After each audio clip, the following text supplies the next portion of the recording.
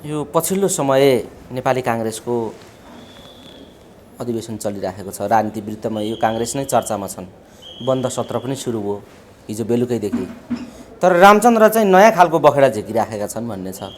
रामचन्द्रको बखेडा देशभरका कार्यकर्ता यस्ता चिसामा काठमाडौँमा थुपारेर आफू बखेडा झिक्नु कति शोभनीय कुरा हो र रामचन्द्रजी कस्तो राजनीति गर्दै हुनुहुन्छ तपाईँको दृष्टिमा बताइदिनुहोस् त। यो अत्यन्त अशोभनीय हो। उहाँले चाहिँ स्वेच्छाले पुस्तान्तरणमा गइदिए, त्यो एउटा दृष्टान्त बन्थ्यो। जसरी शशाङ्कले एउटा दृष्टान्त दिए नि त, म रामचन्द्रको लागि छोडिदिन्छु भनिदिए। त्यागको एउटा कुरा आयो नि त।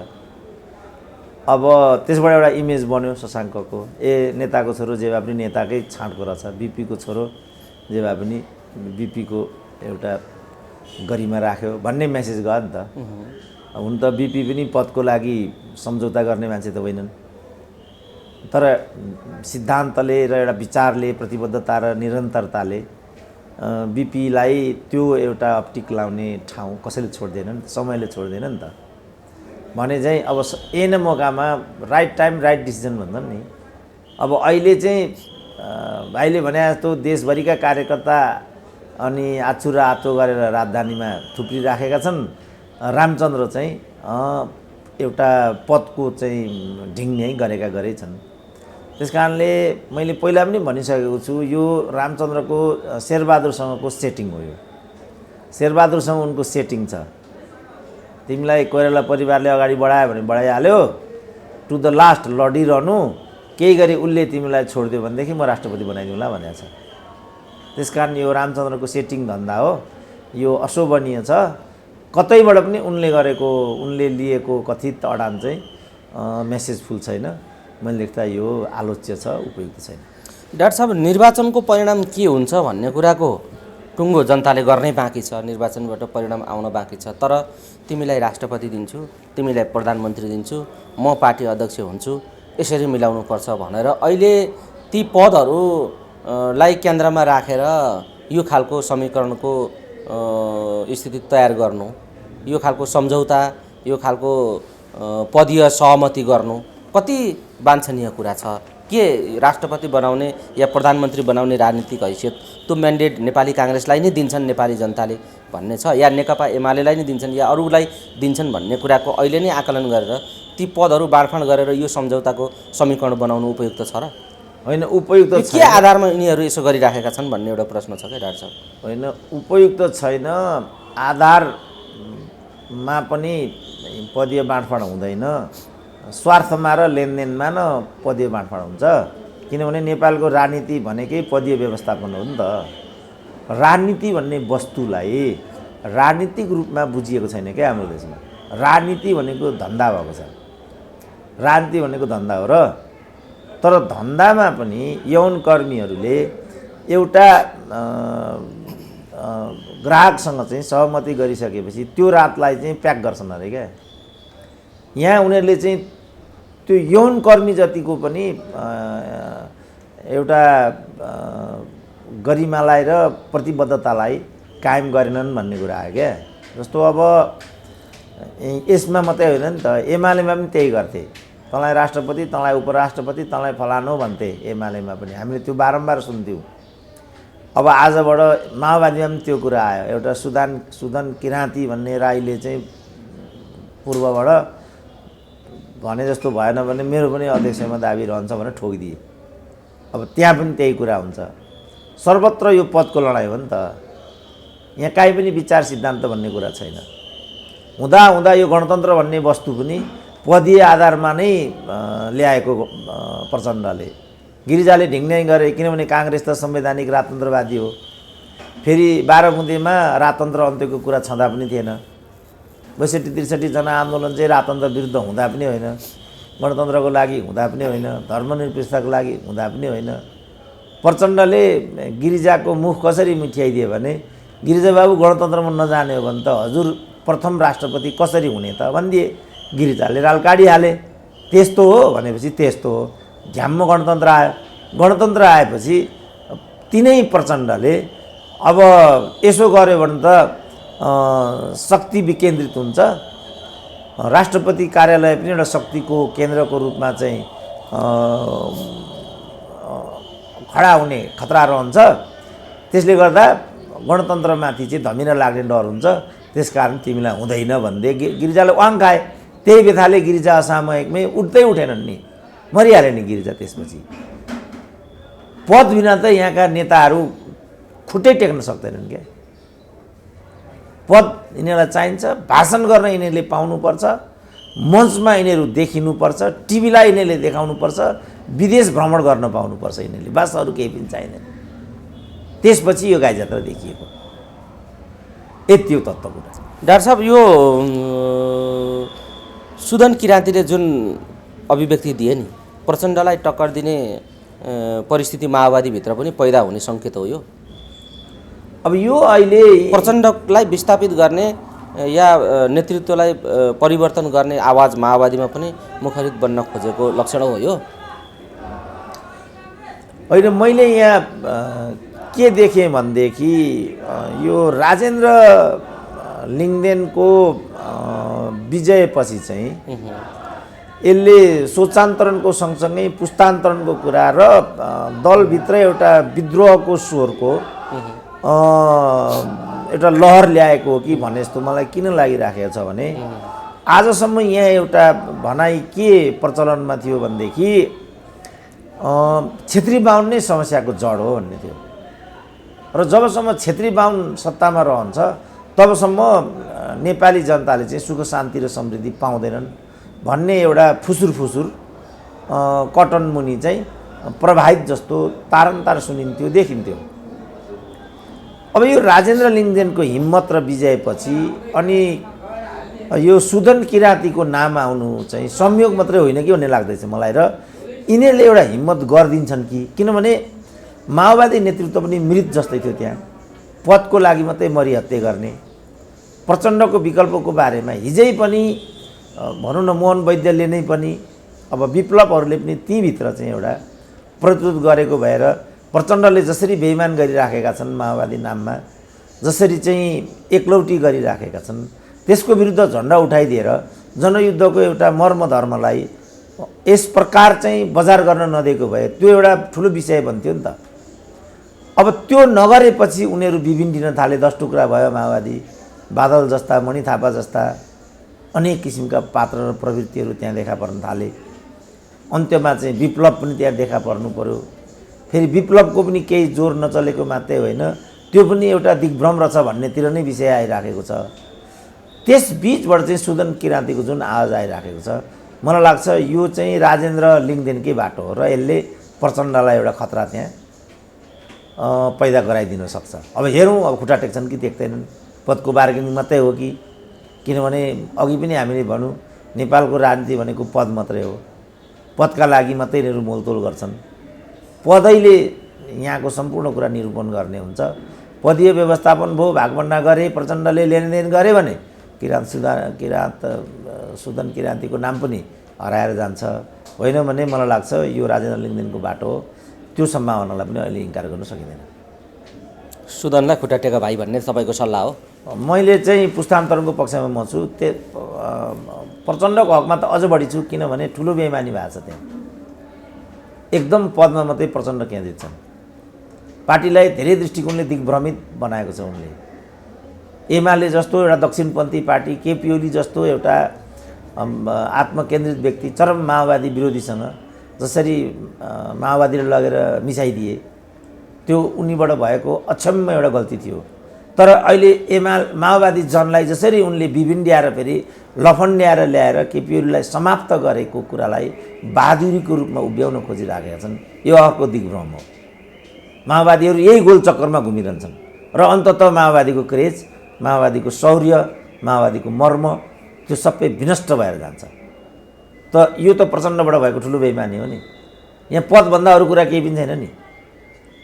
त यसलाई यो पदको खेल जसरी कमल थापालाई नङ्ग्यायो नि त राजेन्द्र लिङ्गदेनले, यो हदसम्म त राजेन्द्र लिङ्गदेनले गरेकै छ नि त। तर प्रचण्ड त नाङ्गिन बाँकी नै छ नि त। प्रचण्डले के गरेको यो? वास्तवमा कमल थापाले गरेको कुकर्म र प्रचण्डले गरेको कुकर्ममा केही पनि फरक छैन, एउटै हो।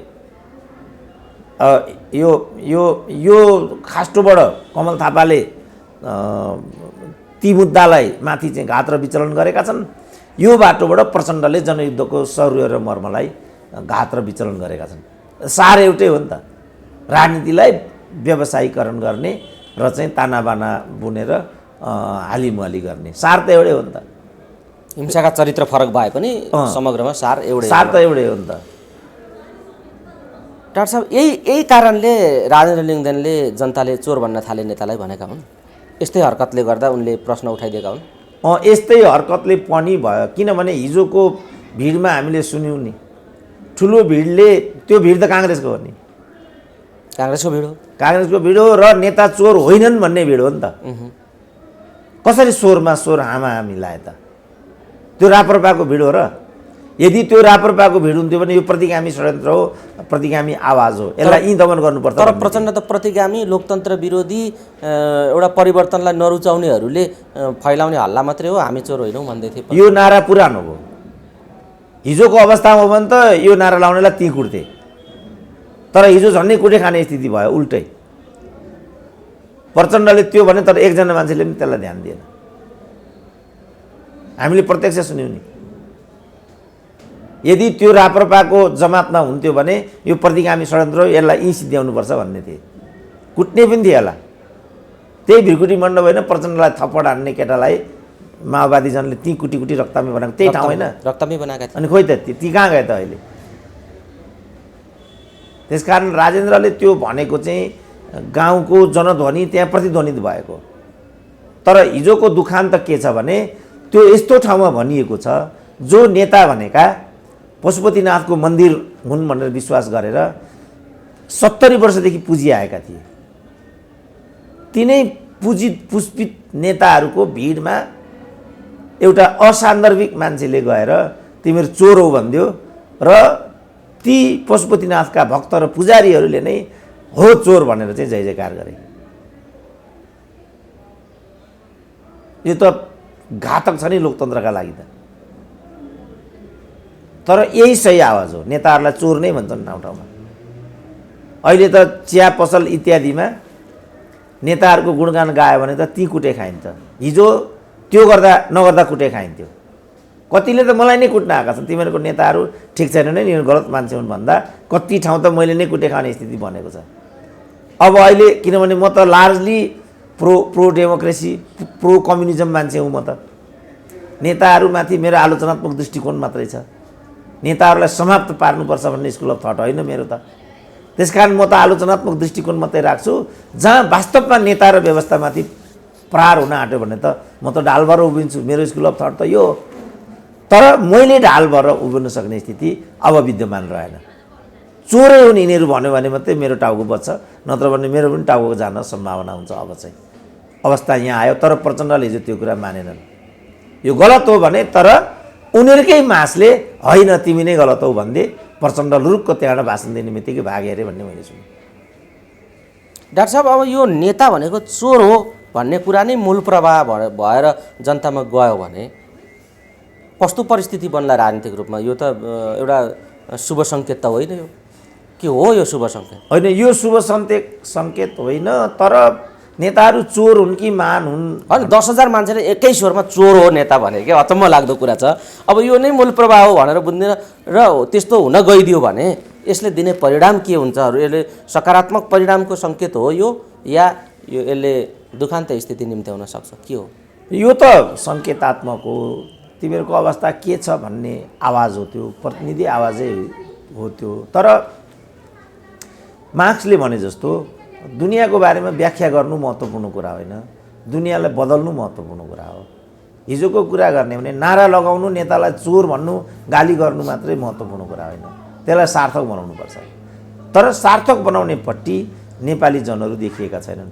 उनीहरू मुलुकबाट पलायन गर्ने, आफ्नो वैयक्तिक जोहो गर्ने, अलि कुण्ठा र आक्रोश मात्रै व्यक्त गर्ने, एकपछि अर्को नयाँ नयाँ दलहरू खोल्दै जाने, तर त्यो दललाई व्यवस्थापन गर्ने एउटा सामर्थ्य नदेखाउने। हिजो ती राजेन्द्र लिङ्गदेनले पनि भने हामी किन यस्ता भयौँ, हाम्रो राज्य किन यस्तो भयो, हाम्रो न्यायालय किन यस्तो भयो, हाम्रो व्यवस्थापिका किन यस्तो छ, हरेक दलमा किन कलह छ, विभाजित नभएका कुनै दलहरू छैनन्। राजेन्द्र लिङ्गदेन भनेको त कुनै एउटा दार्शनिक र सैद्धान्तिक राजनीतिक धरातलबाट आएका व्यक्ति होइनन् नि। उनी त व्यावहारिक एउटा राजनीतिक जगबाट राप्रपामा गोलबन्द भएका व्यक्ति नै हुन्। अहिले पनि उनी राजाको कुरा गर्दैछन्। त्यहाँ गएर पनि हिजो राजाको नायकत्व, राजाको पुनर्स्थापनाको कुरा त्यहाँ गएर पनि उनले गरे। राजाको नेतृत्वको कुरा गर्ने भनेको त रैती हुने र एउटा कार्यकर्ता भएर राजनीति गर्छु भन्ने विचार न हो। राजा भनेको के हो? राजा भने हिजो प्रष्ट राजेन्द्र लिङ्गदेनले त्यो कुरा त्यहाँ पनि भनेका छन्। तर तिनले भनिसके कि हाम्रो राजनीति बिग्रियो, हाम्रो दलहरू बिग्रिए, नेता बिग्रिए, जनताले चोर भने त्यो कुरा राजेन्द्र लिङ्गदेनले भन्नु भनेको त प्रचण्डहरूको लागि त मरेको दिन हो नि। तर मान्छेहरूको बुझाइ कस्तो छ भने, मेरा एकजना मित्र थिए सिडनीका, उनले यो माथि टिप्पणी गरेर के बुझेछन् भने उनले राजेन्द्र लिङ्गदेन 56 वर्षका भइसके, केपी बाले किन अहिले बाछोसँग तुलना गरेको भन्ने व्याख्या उनले गरे। वास्तवमा केपीले त्यो भनेको होइन नि। केपीले के भनेको भने राजेन्द्र लिङ्गदेन चाहिँ नवयुवा छन्, अर्थात् भर्खरै पार्टी अध्यक्ष निर्वाचित भएका छन्, उनमा जोस उत्साह उमङ्ग हुनु स्वाभाविकै हो। केपीले भनेको त यति हो नि। तर सिडनीको मेरो मित्रले चाहिँ त्यसलाई पनि उमेरसँग बुझिदिएछन्। बुझ्नुमा पनि ठुलो समस्या छ क्या नेपालीहरूका बिचमा। उनीमा उत्साह छ, अध्यक्ष भएका छन्, जोस जाँगरका साथ बढी कुद्छन्। यस्तो बेला कहिलेकाहीँ अपरिपक्वता पनि आउन सक्छ, तर बिस्तारै परिपक्व हुन सक्छन्। उनको आशय, ओलीको आशय यो थियो। तर बुझिदिए मान्छेले बाछो भने त भर्खर जन्मेको भनेको किन हो ओलीले भन्ने खालको यस्तो सन्देश गइराखेको बुझे मान्छेले। त्यस कारणले हामीले पहिला चिजलाई ठिकसँग बुझ्ने, रोग के हो पहिला त्यो डायग्नोसिस गर्नु पर्यो नि त। रोग डायग्नोसिस नगरिकन सुई मात्रै घ्याम लगायो भने कसरी बिरामी चाहिँ निको हुनसक्छ त? उल्टो रियाक्सन हुने खतरा हुन्छ। तर डाक्टर साहब, यो जुन खालको परिप्रेक्ष्यमा राजेन्द्र लिङ्गदेनले यो कुरा भनेका छन् र राजेन्द्रमाथि नेताहरू जसरी खनिएका छन् नि, यसले चाहिँ कस्तो खालको किताकाट गर्यो डाक्टर साहब? होइन, यसले त कस्तो गर्यो भनेदेखि राजेन्द्र लिङ्गदेनले चाहिँ एउटा भ्रष्ट र व्यक्तिवादी सोच भएको राप्रपाको तानाशाहलाई ढालिदियो। एक जो परिवारवादी छ र अहङ्कारी छ, यसको असर चाहिँ यही अहङ्कारीलाई चाहिँ दुरुपयोग गरेर अन्य थरी अहङ्कारी परिवारवादी दम्बीहरूले दलमाथि एकलौटी गर्दै आएको राजलाई पनि खतराको एउटा घन्टी बजाइदियो नि त।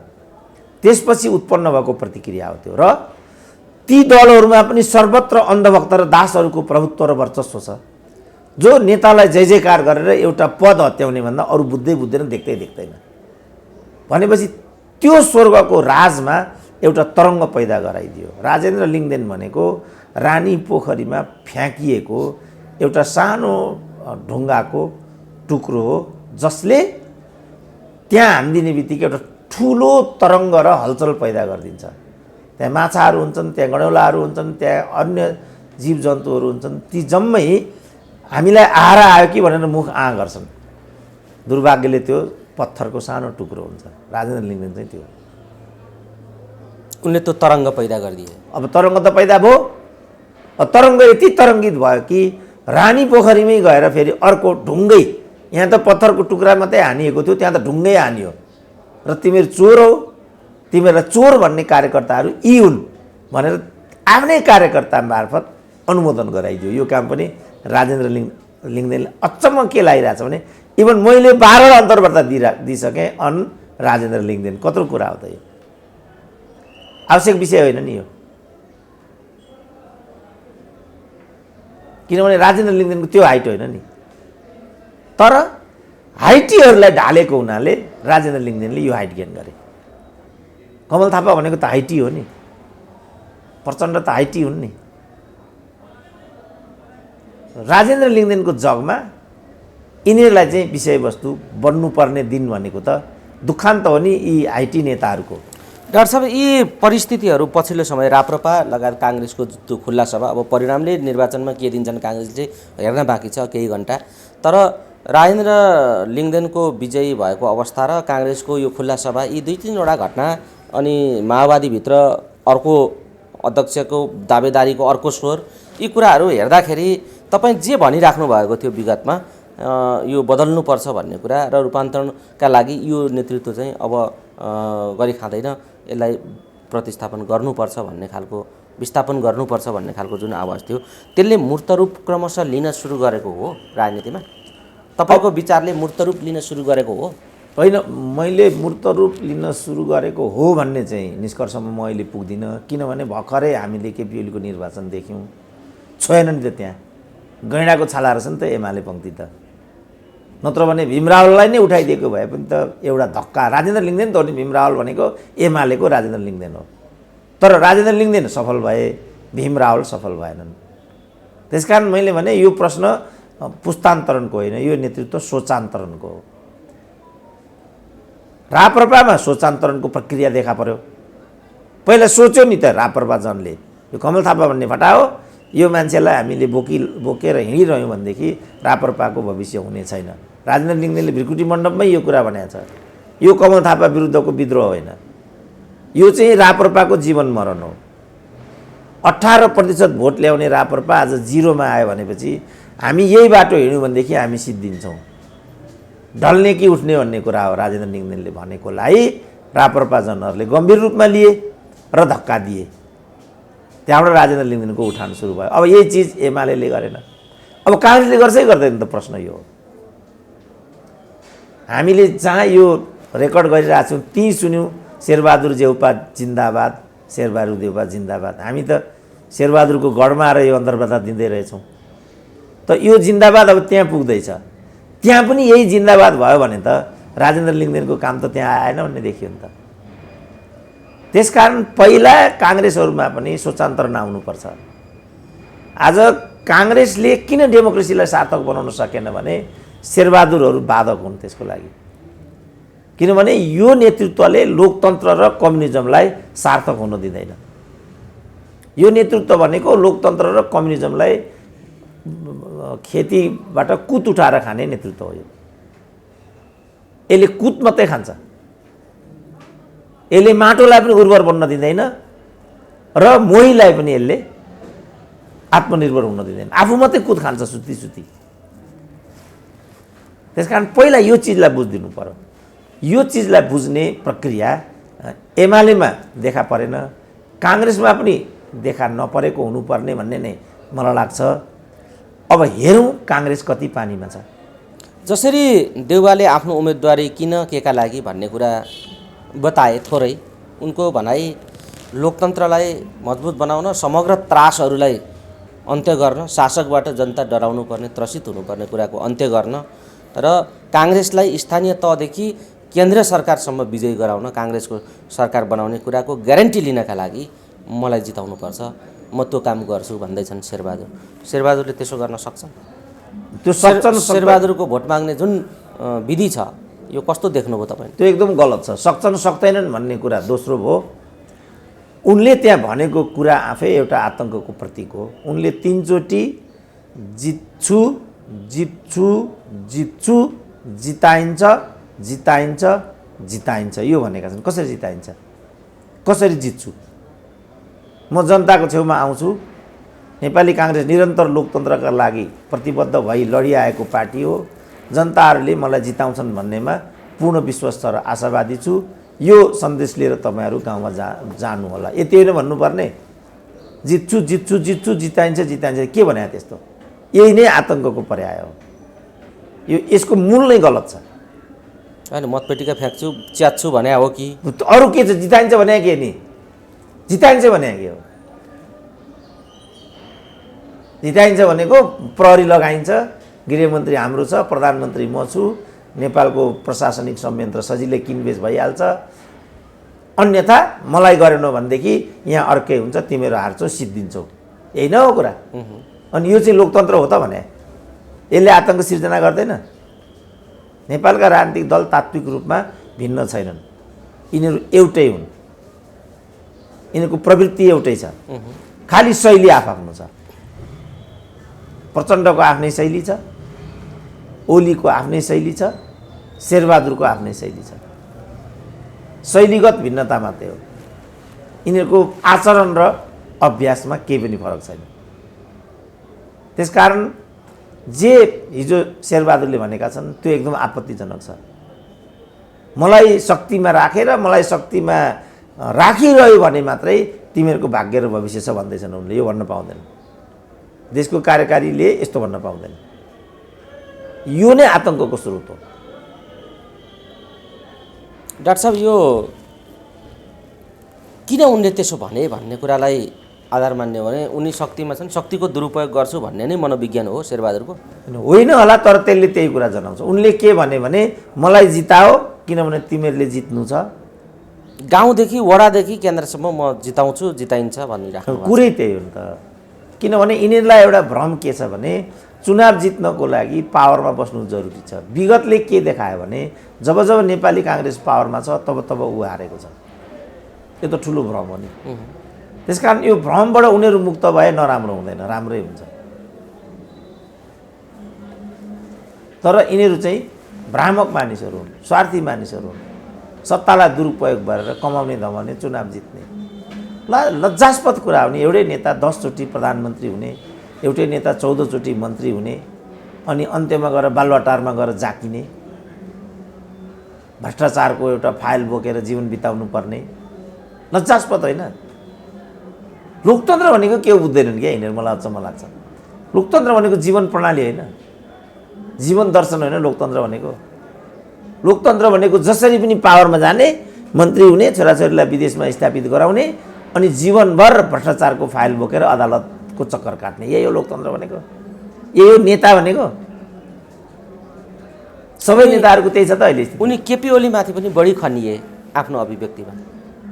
कारण के हो यसको? कारण के हो भने यो सरकार देउपाको पनि होइन, नेपाली काङ्ग्रेसको पनि होइन, प्रचण्डको हो। त्यो नभई उनको जागिरै पाक्दैन। प्रचण्ड त्यही चाहन्छन्। हिजो पनि समग्रमा प्रचण्ड र माधव नेपालहरूको सार प्रतिगमन विरुद्ध लक्षित थियो।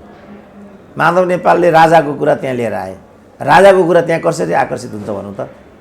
मलाई भनिदिनु त, ज्ञानेन्द्र भन्नेले ल यो 3 वर्ष भएन केपी ओलीको सरकार आएको गएको, यो 3 वर्षमा राजा ज्ञानेन्द्रले गरेको राजनीति के हो मलाई भनिदिउँ त एकपल्ट, जसले गर्दा जनताले सुनुन् के हो ल भनिदिउँ। के चाहिँ राजनीति गराएछ ज्ञानेन्द्रले? तर उनीमाथि नै प्रहार गरिरहेछ। अनि के विषय छ ज्ञानेन्द्र? कहिले कमल थापा, कहिले माधव नेपाल, कहिले पुष्पकमल दाहाल, कहिले काहीँ केपी ओली नै पनि यसरी खनिराखेको देखिन्छ ज्ञानेन्द्र विरुद्ध। उनले त बिचारा थपक्कन नारायणहिटी छोडेर निर्मल निगमसँग गएर कहिले कुम्भ मेला भनेका छन्, कहिले पशुपति भनेका छन्, कहिले जनकपुर भनेका छन्, यही नै गरेका छ। अनि जे गरे पनि राजनीति भनिदिएका छन्। आफैले दिल्लीधाम जाँदा राजनीति नहुने, अनि कुनै अर्को चाहिँ कुम्भ मेला जाँदा यिनीहरू पनि नाङ्गै रामचन्द्रबाट फोटो दिइरहेको थिए, हरिद्वारमा गएर जल चढाइरहेको थिए नाङ्गै भएर। राजासँग बढी त्रसित छन् यिनीहरू अहिले, त्यसको अर्थ त्यो हो। किन यिनीहरू पटक पटक राजाको कुरा गर्छन् भन्ने कुरामा त्यसका पछाडि दुईवटा कुरा हुनसक्छ। राजाको शक्तिसँग या राजाको सामर्थ्यसँग उनीहरूलाई त्रास लागेको, या उनीहरूको अलोकप्रियता प्रत्यक्ष चोर हो भन्ने कुरा जनताको सुनिसकेपछि त्यहाँबाट आतङ्कित भएको उपज हो यो। त्यसको मनोवैज्ञानिक धराल त त्यो पनि होला। तर कहिलेकाहीँ छट्टुस्यालले के गर्छ भनेदेखि माथि चिल आयो भन्छ, तल कुखुरा चोर्छ। त्यति बेरको रघु पन्तको एउटा भाषण म अहिले पनि सम्झिन्छु। यही प्रश्न ढर्राको उत्तरको क्रममा उनले भन्दै थिए, भारत चाहिँ जहिले पनि पाकिस्तानले हामीमाथि आक्रमण गर्दैछ, आज गर्दैछ, भोलि गर्दैछ भनेर चिच्याउने अरे। यथार्थमा पाकिस्तानमाथि आक्रमण गर्ने प्रपञ्च तयार पार्ने अरे। यो त्यस्तै हो। राजा राजा भन्ने, या त रातभरि राजासँग गएर उठबस गर्ने, होइन भने आफ्नो अकर्मण्यतालाई डाइभर्ट गर्नको लागि राजामाथि प्रहार गर्ने। योभन्दा यसको अर्थ अर्को छैन। ज्ञानेन्द्र त थपक्कन त्यहाँबाट बाहिरिए। 1 2 पारसले म राजा हुन जन्मिएकै होइन भने, दोस्रो राजा भनेको त पारसै हुन्। तेस्रो राजा अमेरिका पढ्न हिँड्दियो, फर्केर आउने हो कि भने थाहा छैन। अनि यहाँ ज्ञानेन्द्रबाट आतङ्कित हुनुपर्ने के विषय छ? मैले आफै, महत्त्वपूर्ण कुरा चाहिँ मैले आफै ज्ञानेन्द्रलाई भेटेँ, उनको राजा हुने हिसाब किताबै छैन। यहाँ कमल थापाहरू ज्ञानेन्द्रलाई राजा हुन हतार छ भन्छन्। मिल्छ त कुरा? हिजो पो राजालाई यिनीहरूले निजीकरण गरेर सिसाको घरमा राखेर एकलौटी भोगेको हुनाले राजा चाहिँ दुर्लङ्घ्य पर्खालभित्रको एउटा प्राणी भयो। आज त राजाको एक्सेस त अरूसँग पनि छ नि। मभन्दा सानो मान्छे को होला नेपालमा राजाहरूका लागि? मैले त भेटेर आएँ। राजाले मलाई मान्छे मान्दो हो र नेपालमा? यस्ता कति मान्छेले दिनौँ भेटिराखेका छन्। अनि भेटिराखेका छन् त। अनि राजाको भावना थाहा छैन र हामीलाई? राजा त राजा हुनेपट्टि नै छैन। राजा हुनेपट्टि भए उसले किन छोड्थ्यो गद्दी? गद्दी छोडिसकेको राजा फर्केर आउँदैन भन्ने कुरा ज्ञानेन्द्रलाई थाहा छैन होला। तर कुनै विदेशी शक्तिले राजा ल्याउन चाह्यो भने अनि माधव कुमारले रोकेर, कमल थापाले रोकेर त्यो राजा रोकिन्छ? रोकिन्छ त्यसरी राजा? नेपोलियनलाई राजा हुन कसैले रोक्यो? क्रमवेलले चाहिँ गणतन्त्र ल्याइरहेको थियो लन्डनमा, त्यहाँ चाहिँ राजतन्त्रको पुनर्स्थापना हुन कसैले रोक्न सक्यो? त्यो रोकिन्छ राजा आउन खोजेको खण्डमा। जुन शक्तिले हटायो त्यो शक्तिले ल्याइदिन चाहेको खण्डमा राजा रोकिन्छ? राजा त एउटा शक्तिले यहाँबाट उन्मूलन गरौँ भनेर पो उन्मूलित भइरहेछ र 7 सालको राजा नेपाली काङ्ग्रेसले ल्याएको हो र? दिल्ली सम्झौता कसरी भयो भन्ने कुरा नेपाली काङ्ग्रेसलाई थाहै थिएन।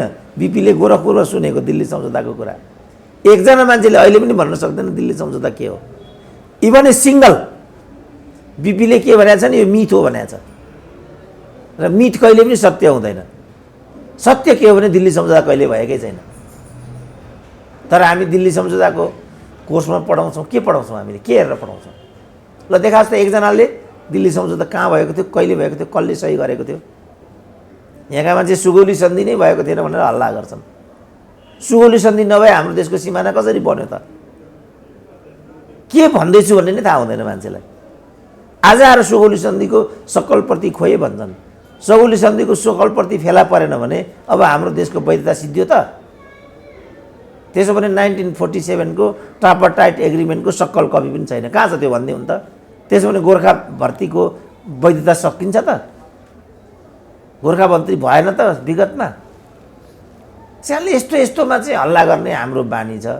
यी चाहिँ मलाई लाग्छ तार्किक निष्कर्षमा नपुर्याउने चाहिँ बबन्डरहरू यस्तो गर्नु हुँदैन। डाक्टर साहब, हामी कुराकानीको अन्तिम चरणमा छौँ। जाँदा जाँदै जे परिदृश्यहरूका बिचमा काङ्ग्रेस अधिवेशन गर्दैछ, यता 28 गतेको अधिवेशन पनि बोलाएको छ, अहिले बैठक बोलाएको छ, त्यसमा अवरोध गर्ने नेकपा एमालेको पूर्व घोषित कार्यक्रम नै छ, त्यो चल्न नदिने। अर्कातिर अमेरिका लगायत मुलुकहरू एमसिसीको विषयमा संवेदनशील भएको देखिन्छ। तर चीन, अमेरिका जस्ता देशहरू यो एमसिसीको विषयमा चासोका साथ हेरिराखेका छन् भन्ने देखिन्छ। तर यिनी हाम्रा राजनीतिक दलहरू चाहिँ केही पनि सामान्य विषय हो, यसो चासोको विषय होइन भन्ने ढङ्गले आफ्नो गतिविधि गरिराखेको पनि देखिन्छ। यी समग्र विषयहरूको टकराव एकातिर छ, अर्कातिर यही बिचमा यस्ता राजनीतिक गतिविधिहरू पनि भइराखेका छन्। जाँदा जाँदै यी कुरालाई समेटेर के भन्न चाहनुहुन्छ? अब एमसिसी त पुरानो प्रोजेक्ट हो, माओवादीले गरेको हो र भइसकेको हो। प्रचण्डले पछिल्लोचोटि भनेका पनि छन् यो उही रूपमा यो पारित गर्नुपर्छ। उही रूपमा भनेको जस्तो उनले गरेका थिए त्यो रूपमा। यो बबन्डर केपीले मात्रै खडा गरेको भन्ने दोषारोपण छ प्रचण्डको र सहमतिबाट मात्रै यसबारेमा निर्णय गरिन्छ। त्यसै हुँदैन पनि उनले सार्वजनिक खपतको लागि भनेको स्थिति छ।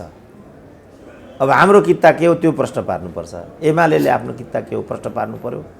नेपाली काङ्ग्रेस त यो अक्षरश गर्नेपट्टि छँदैछ। चित्रबहादुर केसीहरू के भन्छन्? किनभने यो गठबन्धनको समर्थक चित्रबहादुर केसीको राष्ट्रिय जनमोर्चा पनि हो। त्यसकारण यस्तो प्रश्नलाई ल्याएर नेपाली जनताको बिचमा अनि विभाजन गर्ने भाँजो हाल्नु मैले लेख्दा उचित हुँदैन। तर डाक्टर साहब, यहाँ विरोधाभासपूर्ण कुरा छ। जस्तो प्रचण्ड यो जसरी गरिएको छ सम्झौता त्यसरी पास हुन्छ भन्ने कुरा अभिव्यक्ति नै गरेर हिँडेका छन्। तर सडकमा फेरि होइन यो हुँदैन पनि भनिराखेका छन्। उनको एउटा कुरा भयो। तर यहाँ सभामुखको कुरा छ, उनी कुनै हालतमा बरु ज्यान जाला यो टेबल हुन दिन्न, यस्तो अभिव्यक्ति उनी दिइराखेका छन् भन्ने कुरा समाचारहरू आइराखेका छन्। त प्रचण्ड त्यसो भन्छन्, उनको कार्यकर्ता सभामुख अग्नि सापकोटा त्यसो भन्छन् र एमाले संसद चल्न नदिने कुराको पूर्व घोषित कार्यक्रममा छ। के गरेको हो त? अब त्यसैले मैले भने यो एजेन्डा संसदको बन्नुपर्छ र यसको निर्णय चाहिँ संसदले गर्नुपर्छ।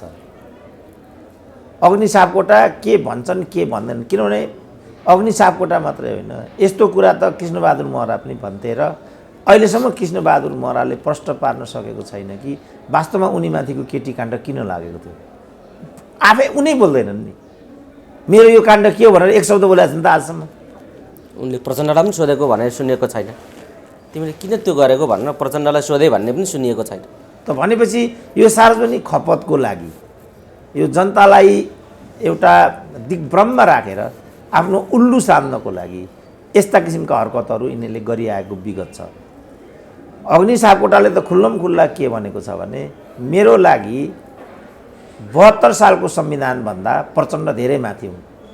अब त्यो अग्नि सापकोटाले प्रचण्डको बर्खिलाप त्यो पदलाई चाहिँ प्रयोग अथवा दुरुपयोग गर्ला भनेर हामी अपेक्षा गर्न सक्छौँ?